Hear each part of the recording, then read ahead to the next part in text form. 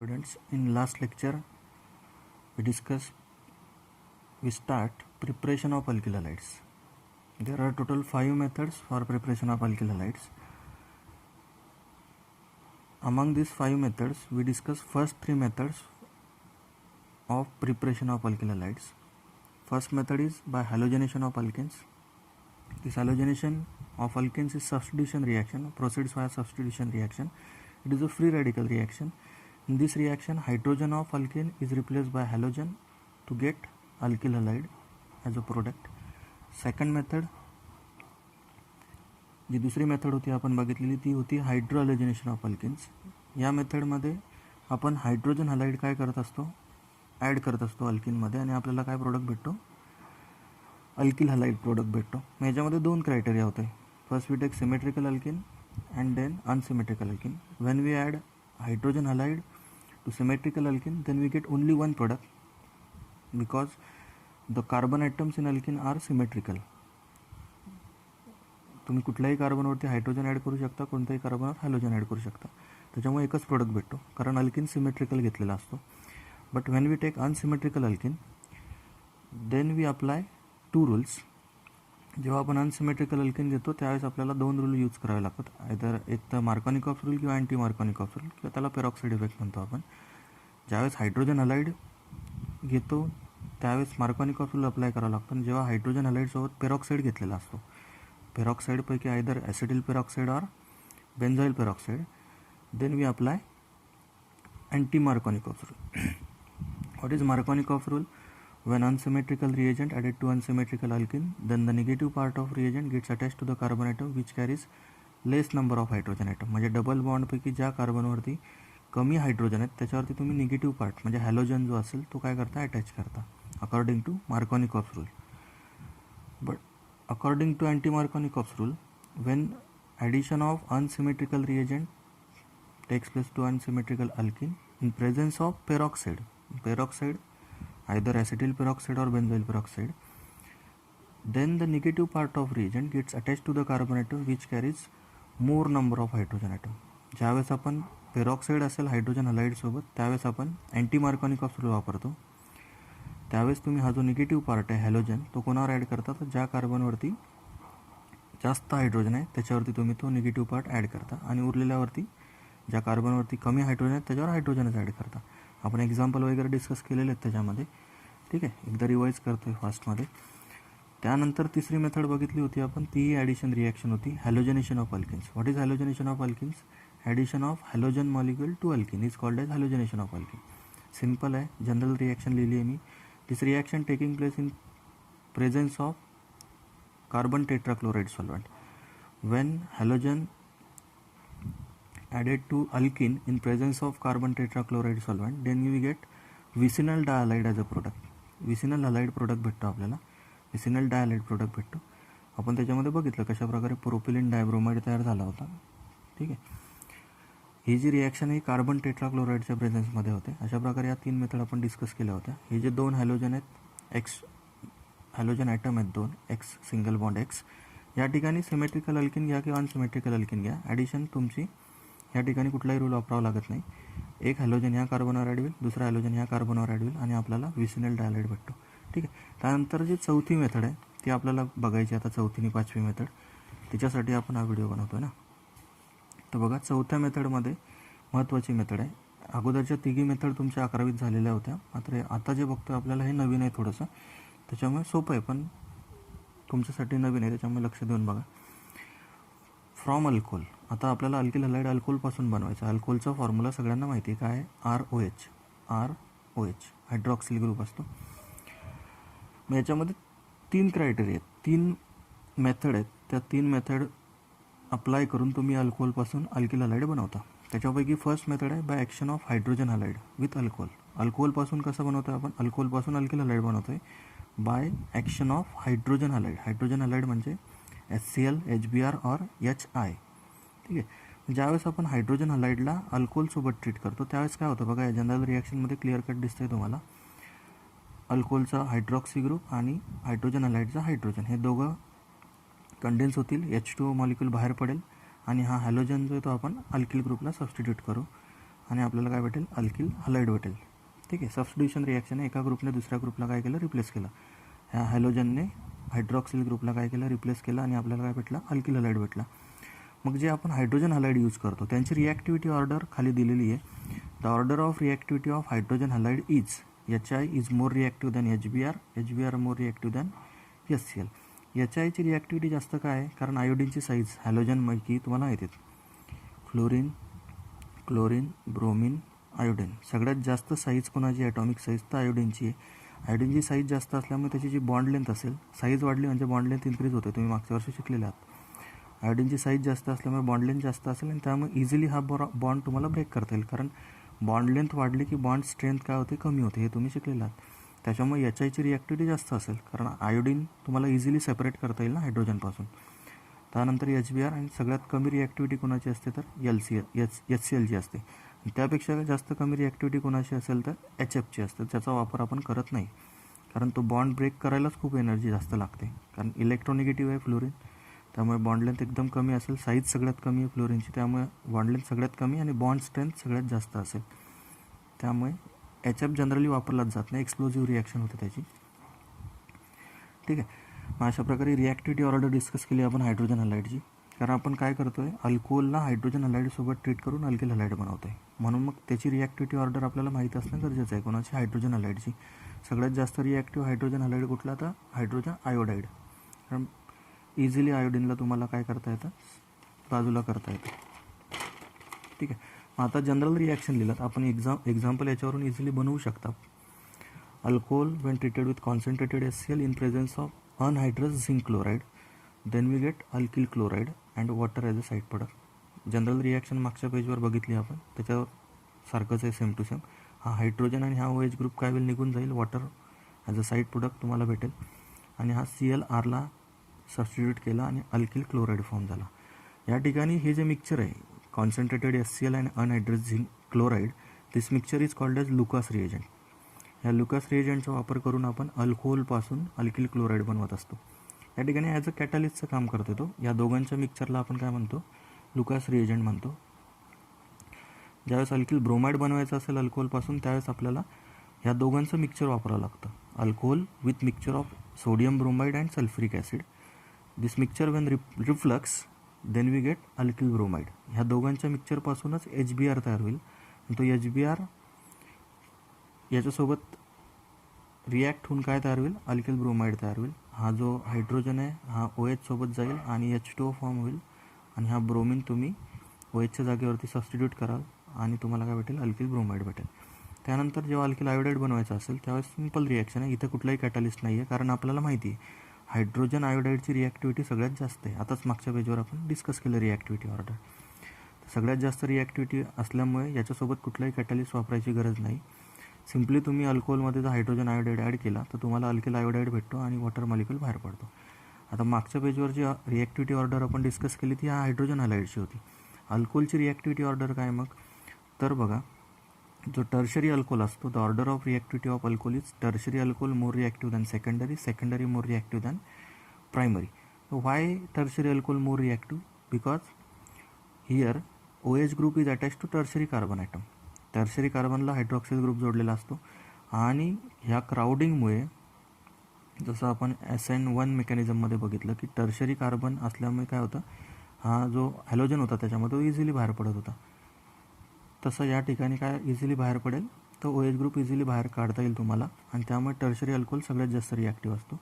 हा OH group काढून easily तुम्हाला रिप्लेस करता येईल, कशाने, हॅलोजनने इझिली रिप्लेस करता येईल आपल्याला. म्हणून tertiary alcohol is more reactive than secondary, secondary more reactive than primary. ठीक आहे. त्यानंतर अल्कोहोलपासून आपण अल्किल हलाईड बनवतो आहे. First by using hydrogen halides HCl HBr HI. Then second method by action of phosphorus halides. Phosphorus halide आणि अल्कोहोलची जर रिॲक्शन झाली तेव्हासुद्धा आपल्याला अल्किल हलाईड भेटतो.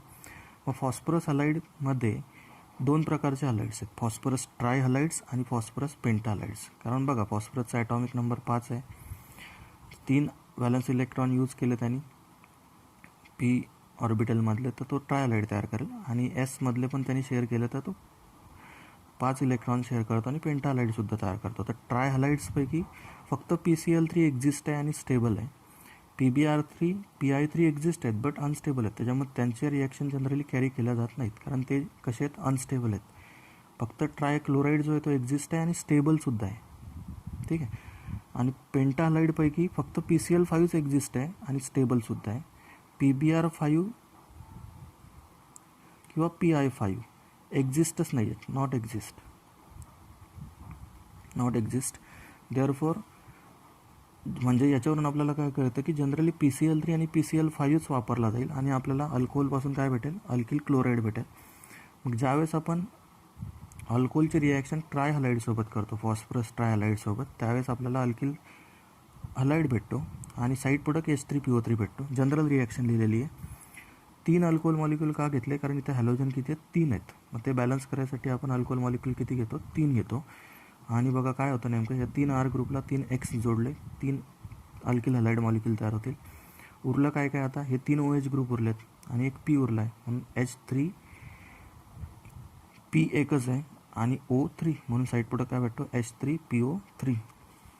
एक्झाम्पल इथिल अल्कोहोलचं लिहिलेलं आहे. PCl3 सोबत रिॲक्शन केली तर काय होईल, 3C2H5 सोबत हे 3 Cl सबस्टिट्यूट झाले आणि 3 इथिल क्लोराईड मॉलिक्यूल तयार झाले आणि side product H3PO3 phosphoric acid side product भेटला. ठीक आहे. Similarly when we react alcohol with phosphorus pentachloride, penta हलाईडपैकी फक्त पेंटाक्लोराईड एक्झिस्ट आहे. पेंटा ब्रोमाइड किंवा पेंटा आयोडाईड एक्झिस्टच नाही आहे. त्याच्यामुळे त्याचा यूज करायचा प्रश्नच येत नाही. पेंटाक्लोराईड यूज करून जेव्हा आपण अल्कोहोलसोबत जेव्हा फॉस्फरस पेंटाक्लोराईडची रिॲक्शन करू त्यावेळेस आपल्याला अल्किल क्लोराईड भेटतो. आणि हे जे साईड प्रोडक्ट आहेत हे कॉमन राहणार आहेत तुमचे. तुम्ही कुठल्याही प्रकारचा अल्कोहोल घ्या, इथे घ्या किंवा इथे घ्या, मग तो प्रायमरी असो, सेकंडरी असो, टर्शरी असो, काही फरक पडत नाही. साईड प्रोडक्ट चेंज होत नाही. फक्त एक लक्षात ठेवायचं, जेव्हा ट्राय हलाईडसोबत रिॲक्शन कराल तुम्ही त्यावेळेस 3 अल्कोहोल मॉलिक्यूल घ्यावे लागतात रिॲक्शन बॅलन्स करायसाठी आणि साईड प्रोडक्ट हा भेटतो H3PO3. ज्यावेळेस आपण पेंटाक्लोराईड घेतो, पेंटा हलाईडपैकी फक्त पेंटाक्लोराईड एक्झिस्ट आहे ना, फॉस्फरस पेंटाक्लोराईड. त्याच्यामुळे ज्यावेळेस अल्कोहोलसोबत आपण फॉस्फरस पेंटाक्लोराईड घेतो त्यावेळेस हे जे साईड प्रोडक्ट तयार होतात हे रिॲक्शनला बॅलन्स करतात. त्यामुळे इथे आपल्याला 5 अल्कोहोल इथल्यासारखे 3 घेतले, ट्राय हलाईड होता म्हणून 3 घेतले. तसं इथे 5 क्लोरीन आहेत म्हणून 5 अल्कोहोल घ्यायची गरज नाही. फक्त एकच अल्कोहोल मॉलिक्यूल घेतला तरीसुद्धा आपल्याला ही रिॲक्शन बॅलन्स झालेली दिसते. म्हणून इथे एकच अल्कोहोल मॉलिक्यूल घ्यायचा.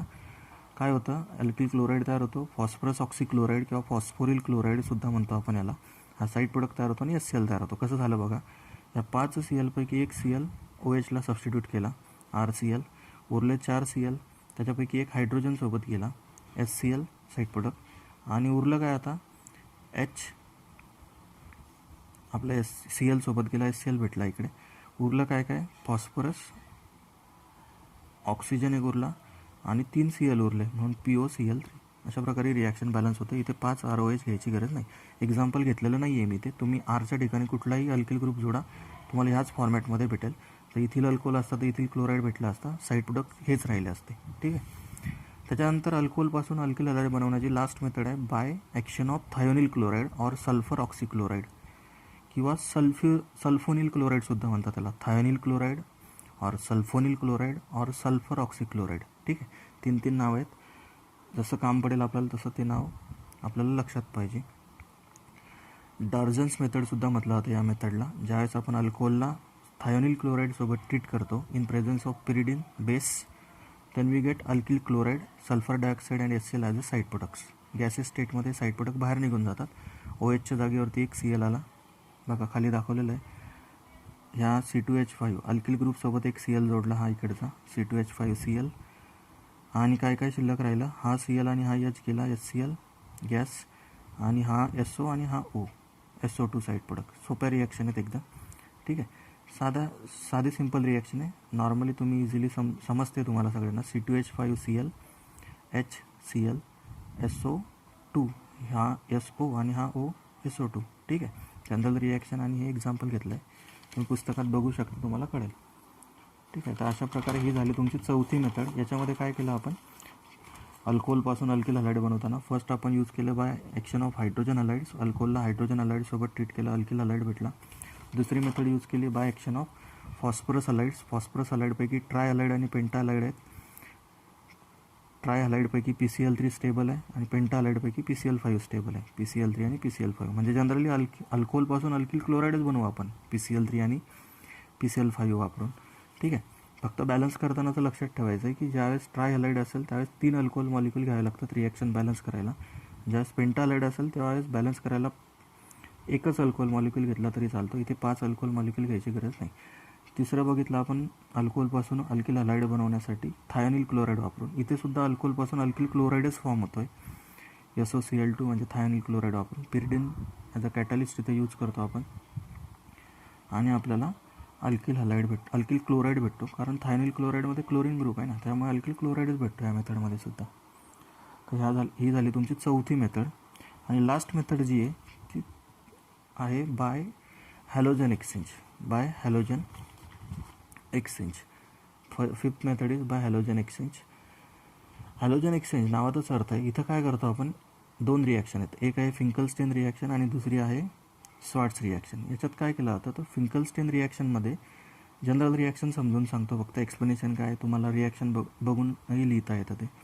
ज्यावेळेस आपण अल्किल क्लोराईड किंवा ब्रोमाइडला अल्किल क्लोराईड और bromide treated with sodium iodide in presence of dry acetone, then we get alkyl iodide and sodium halide as a side product. RX plus NaI we get Ri and NX. साधी substitution reaction आहे. काय केलं, फक्त एका हॅलोजनच्या जागी दुसरा halogen काय केला, सबस्टिट्यूट केला आहे. म्हणजे ह्या एक्सच्या ऐवजी आय आला आणि हा एक्स म्हणजेच आयदर क्लोरीन और ब्रोमिन गिव्ज NaX. CH3Cl. ह्याच्यात काय केलं जातं, अल्किल क्लोराईड किंवा ब्रोमाइडला अल्किल आयोडाईडमध्ये काय करतो आपण, कन्वर्ट करतो. म्हणजे एका अल्किल हलाईडपासून दुसरा अल्किल हलाईड बनवतो आपण in presence of sodium iodide and dry acetone solvent. दुसरी रिॲक्शन आहे Swarts reaction. In this method alkyl fluorides are prepared from alkyl chlorides और ब्रोमाइड्स. ही सेम रिॲक्शन आहे, फक्त वरती काय केलं, अल्किल क्लोराईड किंवा ब्रोमाइडपासून RX म्हणजेच अल्किल क्लोराईड और bromide get converted into alkyl iodide in presence of sodium iodide and triacetone solvent. In second method Schwartz reaction, 2 reaction आहेत. एक आहे फिंकलस्टेन रिॲक्शन आणि दुसरी आहे स्वार्ट्स रिॲक्शन. स्वार्ट्स रिॲक्शनमध्ये आपण अल्किल फ्लोराइड्स बनवतो from alkyl chloride and bromide by treating alkyl chlorides और bromides with metallic fluorides such as silver fluoride, cobalt fluoride, mercuric fluoride और antimony fluoride we get alkyl fluoride. वरच्या ज्या 4 method आपण discuss केल्या आतापर्यंत, म्हणजे 4.5 हा पकडून, या मेथडमध्ये अल्किल फ्लोराईड कोणत्याच मेथडमध्ये आपण बनवला नाही. काय बनवलं, अल्किल क्लोराईड बनवले, अल्किल ब्रोमाइड बनवले, अल्किल आयोडाईड बनवले, मात्र अल्किल फ्लोराईड एकाही मेथडमध्ये बनवला नव्हता. मग अल्किल हलाईडच्या प्रिपरेशनमध्ये अल्किल फ्लोराईडचं प्रिपेअर करण्याची मेथड ही एकच आहे, स्वार्ट्स रिॲक्शन. याच्यात काय केलं जातं, अल्किल क्लोराईड किंवा ब्रोमाइडला RX म्हणजे तिथं X is equal to either chlorine और bromine, alkyl chloride or bromide get converted into alkyl fluorides by reaction of alkyl chloride or bromide with silver fluoride or cobalt fluoride or mercuric fluoride or antimony fluoride. ठीक आहे. या metallic fluoride सोबत reaction करून आपण alkyl chloride किंवा ब्रोमाइडला काय कशामध्ये convert करतो, तर अल्किल फ्लोराईडमध्ये कन्वर्ट करत असतो. सोपे आहेत सगळ्या मेथड. काही कळलं नसेल तर विचाराल. धन्यवाद.